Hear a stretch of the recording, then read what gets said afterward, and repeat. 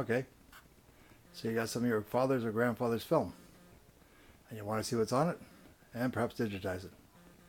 Hello again, this is Don, snapitupcanada.com, and here we have a Brumberger 8mm film projector. Very basic, on, off, light, that's it.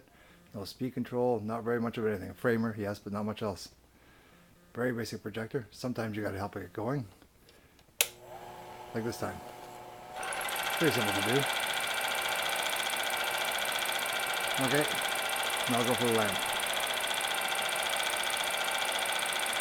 What's it doing on the screen?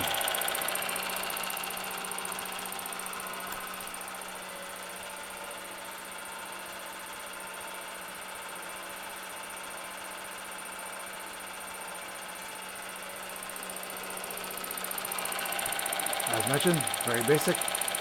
That's the way it would have been viewed originally. $50 though, maybe not so bad.